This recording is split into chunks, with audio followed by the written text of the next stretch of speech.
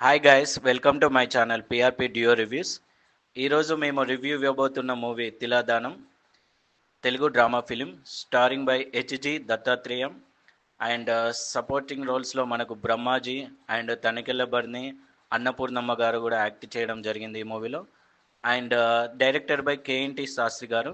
కేఎన్టీ శాస్త్రి గారికి ఇది debut movie. So నార్మల్గా టు బీ హానెస్ట్ ఈ మూవీ గురించి నాకు కూడా ఎక్కువ తెలియదు. సో ఈ మూవీకి నేషనల్ అవార్డు కూడా వచ్చిందంట డెబ్యూ డైరెక్టర్ కేటగిరీలో. బట్ నాకు కూడా ఎక్కువ తెలియదు. నేను ఒకరోజు నార్మల్గా ఇన్స్టాగ్రామ్లో రీల్స్ చూస్తుంటే ఒక క్లిప్ చూశాను ఈ మూవీలో. So that's so I went and search in YouTube and there I started watching this movie. So movie కంప్లీట్గా చూసిన తర్వాత భయ్య I felt like wow. I mean like ఈ మూవీ నేను చెప్పాలంటే ఇందులో మాస్ ఎలిమెంట్స్ అంటూ ఏముండయి. It's a completely family drama movie. అంటే ఇది స్టోరీ ఏంటి అంటే ఒక తిలాదానం స్వీకరించే బ్రాహ్మణుడి కుటుంబ కథా చిత్రం. మనం సింపుల్గా చెప్పాలంటే ఇక్కడ తిలాదానం అంటే ఎలా చెప్పాలి మీకు, ఎప్పుడైనా మన ఇంట్లో చిన్న పిల్లలు పుట్టినప్పుడు మనం శని పూజ చేస్తాం.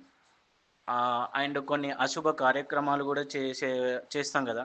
అలాంటి టైంలో ఒక బ్రాహ్మణుడు వచ్చి మనకు ఆ కార్యక్రమాలు మనతో చేపిస్తాడు. అండ్ ఇంకొకటి నార్మల్గా చెప్పాలంటే మనం ఎప్పుడైనా శని పూజ ఉన్నాయని శనిగ్రహ పూజ చేస్తాం. అలాంటి టైంలో ఆ పూజ అయిపోయాక మనము నువ్వులు, నూనె అన్నీ ఒక వ్యక్తి తీసుకుంటారు. బ్రాహ్మణులలో ఆ వచ్చిన వ్యక్తి మన దగ్గర నుంచి ఆ నువ్వులు, నూనె తీసుకుంటారు చూడండి. ఆ వ్యక్తిని తిలాదానం స్వీకరించే వాళ్ళు అని అంటాం. సో ఇక్కడ తిలాదానం సుబ్బయ్య పాత్రలో మనకు దత్తాత్రేయ చాలా బాగా నటించాడండి. అండ్ తన కొడుకు పాత్రలో ఆ బ్రహ్మాజీ యాక్టింగ్ మాత్రం సూపర్ ఉంది భయ్య. ఇక్కడ బ్రహ్మాజీ నక్సలేట్ ఇది మూవీలో. అండ్ ఇక నెగిటివ్ షేడ్స్లో ఉన్న పాత్రలో మనకు తనికెళ్ళ బర్ని గారు ఇచ్చి పడేశారు అసలు యాక్టింగ్ మాత్రం. సినిమా డ్యూరేషన్ వచ్చేసి రఫ్గా మనకు ఒక 1 hour 50 minutes ఉంటుంది.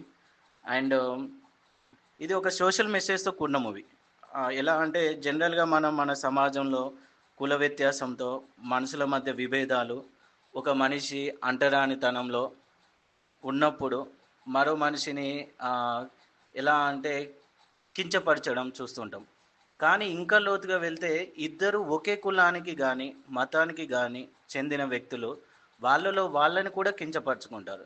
దీనికి కారణం ఆ వ్యక్తులు చేసే పని ఒక్కటే.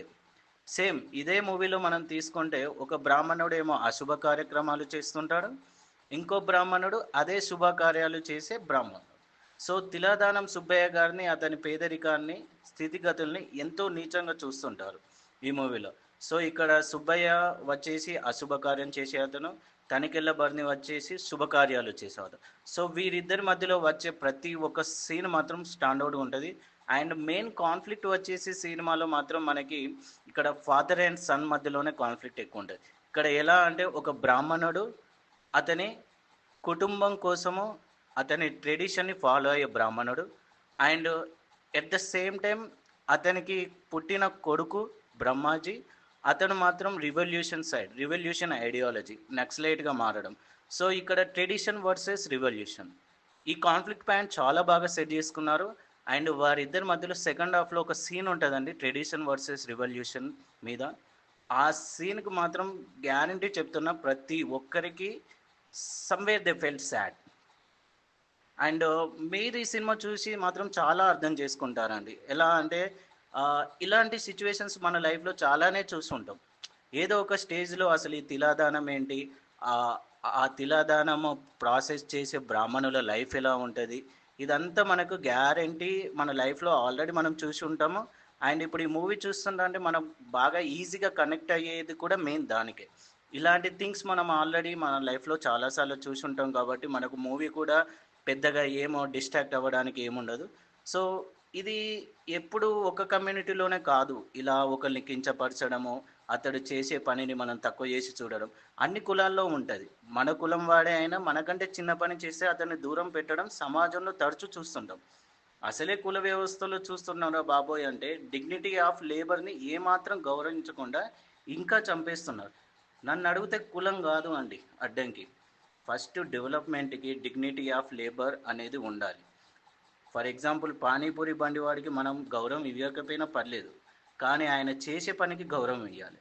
అలాగే జ్యూస్ షాప్ తీసుకోండి, chicken cutting shop, belt shop, watchmen, అంతెందుకు మనకు డైలీ వర్క్ చేసే మున్సిపాలిటీ సైడ్ వాళ్ళు, ఎవరికి అయినా మీరు మనుషులకు రెస్పెక్ట్ ఇవ్వకండి. అట్‌లీస్ట్ వారు చేసే వర్క్‌కైనా రెస్పెక్ట్ ఇవ్వండి. అండ్ కంప్లీట్‌గా చెప్పాలంటే ఈ మూవీలో వచ్చేసే సీన్స్ మనం చూస్తుంటే కొన్ని కొన్ని టైమ్స్ ఇండైరెక్ట్‌గా డైరెక్టర్ మనల్ని స్లాప్ చేసినట్టు కూడా ఉంటది.